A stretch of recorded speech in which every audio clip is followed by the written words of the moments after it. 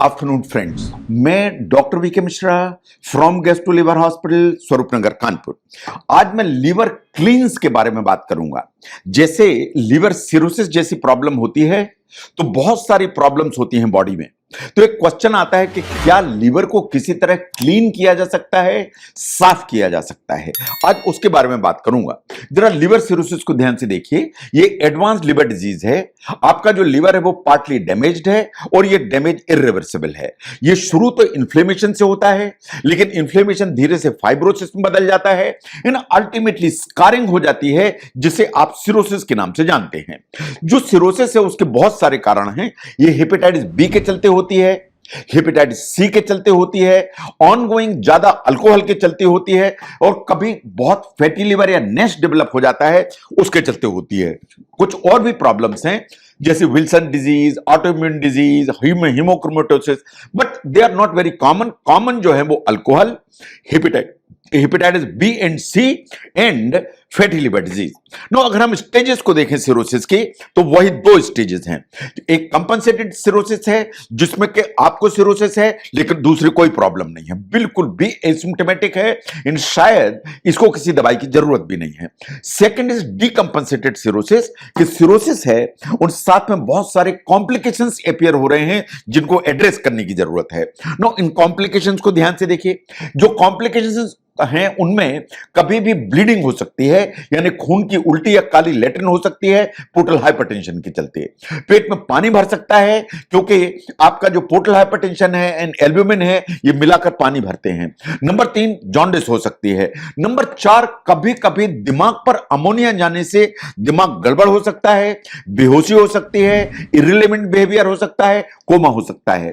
Ultimately liver cirrhosis में liver cancer होने का खतरा बढ़ जाता है। नो, जो हेपेटिक एन्केफेलोपैथी या ब्रेन में जो असर आता है लिवर की प्रॉब्लम का, उसको आप ध्यान से देखिए। इसी में एक्चुअली लिवर क्लींस या लिवर क्लीन करने की बात होती है। नो, जो हेपेटिक एन्केफेलोपैथी या जो ब्रेन में अमोनिया जाती है उसको ध्यान से देखिए।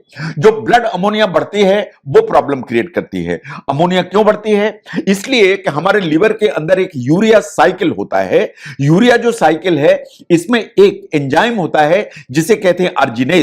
जो अर्जिनेज एंजाइम है बेसिकली ये मैग्नीशियम कंटेनिंग एंजाइम है। इसका काम यह है कि जो यूरिया साइकिल में फाइनल पाथवे है उसमें टॉक्सिक जो अमोनिया है उसको एल अर्जिनिन में कन्वर्ट कर दे एंड अल्टीमेटली उसको एल ऑर्निथिन यानी यूरिया में कन्वर्ट कर दे एंड यूरिया पेशाब में से निकल जाए। इसका मतलब यह है कि लिवर के अंदर जो अर्जिनेज एंजाइम है ये अमोनिया को यूरिया में कन्वर्ट करके यूरिन के रास्ते से निकाल देता है।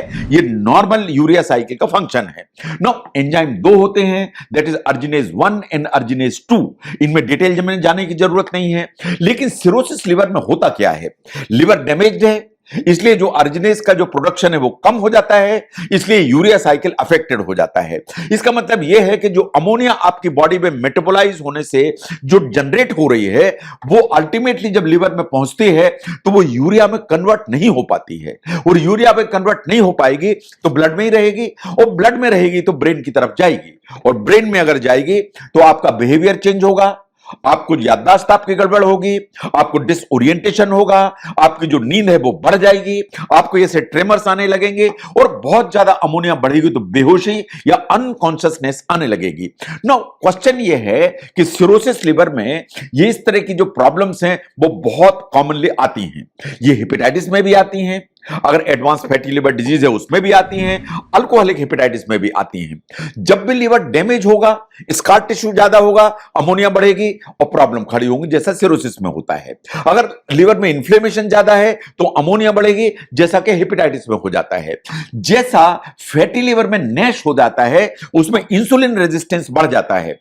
इंसुलिन रेजिस्टेंस बढ़ा तो लिवर के अंदर फैट ज्यादा डिपॉजिट होगा, और फैट ज्यादा डिपॉजिट होगा तो लिवर डैमेज होगा एंड अल्टीमेटली सिरोसिस डेवलप होकर ये कॉम्प्लिकेशंस आएंगे। नाउ, जितने भी लिवर क्लींस की बात होती है कि क्या लिवर को किसी तरह से आप साफ कर सकते हैं, क्या ऐसा कोई जो ना तरीका है, वो एक क्वेश्चन है, उसके बारे में बात करेंगे। Number 1, intermittent fasting. ये बात बिल्कुल सही है कि जो इंटरमिटेंट फास्टिंग है वो आपको हेल्प करती है। ये आपके इंफ्लेमेशन को कम करती है, आपका जो लिवर है उसको हील करने में मदद करती है। आप ध्यान से देखिए कि आपको और एसोसिएटेड प्रॉब्लम क्या है, that means comorbid illnesses like diabetes, hypertension, वो सब है कि नहीं, इन न्यूट्रिशनल स्टेटस क्या है। अगर ये चीजें आपकी ठीक मदद करती हैं तो डॉक्टर से बात कीजिए। इन इंटरमिटेंट फास्टिंग पर ध्यान दीजिए, इससे आपका जो लिवर है उसकी क्लीनिंग होगी। इन जो बार बार इनकेफेलोपैथी होती है इसकी संभावना बढ़ जाएगी। नंबर 2 पर आती है कीटो डाइट। ये बड़ा शॉकिंग है बट ये सच्चाई है। इन क्रॉनिक लिवर डिजीज ये बात बिल्कुल सही है कि फैट डिपॉजिट होता है, और सिरोसिस है, पर्टिकुलरली जो लोग मोटे हैं उनमें भी लिवर में फैट होता है, जो अल्कोहलिक्स हैं, मोटे हैं, उनमें भी फैट होता है। लेकिन जो कीटो डाइट की जब हम बात करते हैं तो कीटो को बहुत क्लीनर फ्यूल माना जाता है in comparison to carbohydrates. And ऐसा माना जाता है कि आप कीटो फूड्स अगर ज्यादा खाते हैं तो वास्तव में इन्फ्लेमेशन कम होता है। तो नंबर 2 पर आते हैं कीटो डाइट, जो आपको खुली आंख से देखना चाहिए। नंबर 3 पर आते हैं प्रोटीन्स। यह बात सही है कि अगर आपका कंपनसेटेड लिवर सिरोसिस है तो प्रोटीन ठीक खाइए, लेकिन एक बार आपकी अमोनिया बढ़ी तो फिर प्रोटीन कितना लेना है वो डिपेंड करेगा कि आपके डॉक्टर एंड डाइटिशियन कितना रिकमेंड करते हैं। नॉर्मली आपको जो प्रोटीन है 0.8 से लेकर 1 ग्राम पर डे तक लेने की जरूरत है पर केजी, लेकिन अगर आपको कभी अनकॉन्शियसनेस हुई तो आपको 0 प्रोटीन करना पड़ेगा, एंड फिर धीरे धीरे बढ़ाना पड़ेगा। And depending upon your condition उसके अमाउंट बढ़ाने की जरूरत पड़ेगी। जितने भी एनिमल प्रोटीन्स होते हैं एंड प्लांट बेस्ड प्रोटीन है, कौन सा इस्तेमाल करना चाहिए? शायद जो प्लांट बेस्ड प्रोटीन्स हैं दे आर ऑलवेज बेटर। जो वे BCAA सप्लीमेंट्स होते हैं उनको भी रिकमेंड किया जाता है। No look at the manganese. जो मैग्नीज है, जैसा मैंने पहले भी कहा कि ये जो अर्जिनेज नाम का एंजाइम है उसका प्रिकर्सर है। तो आप फूड्स वो इस्तेमाल करते हैं जो मैग्नीज कंटेन करते हैं, उससे अर्जिनेज का लेवल बढ़ेगा एंड जो एनकेफेलोपैथी है उसको रिवर्ट करने में आपको मदद मिलेगी। Now look at this amino acid. ये बेसिकली L-अर्जिनिन है। अर्जिनिन बेसिकली एक नॉन इसेंशियल अमाइनो एसिड है। ये मार्केट में पाउडर एंड कैप्सूल फॉर्म में मिलता है। ये बात सही है कि आपकी अगर बॉडी के अंदर पर्याप्त मात्रा में अर्जिनिन नहीं है, जैसा लिवर सिरोसिस में होता है, तो जो अर्जिनिन है उसका प्रोडक्शन नीचे आने के चलते प्रॉब्लम्स होती हैं। Now look at the tocotrienols. ये basically type of vitamin E है। ये बहुत ही पावरफुल एंटीऑक्सीडेंट्स हैं। ये almost 50 times stronger than tocopherol. ये रूटीन में जो आप विटामिन ई खाते हैं, साइंस ऐसा मानती है कि जब आप विटामिन ई इस्तेमाल करते हैं तो ये इन्फ्लेमेशन में हेल्प करता है। इन वास्तव में आपका जो स्कार टिश्यू है इसको ब्रेक डाउन करने की ताकत रखता है। नाउ अगर आपकी इंटेस्टाइन में बैक्टीरिया हेल्दी होंगे तो आपकी इंटेस्टाइन प्रॉपर काम करेगी एंड अमोनिया को एक बैलेंस करने में मदद मिलेगी।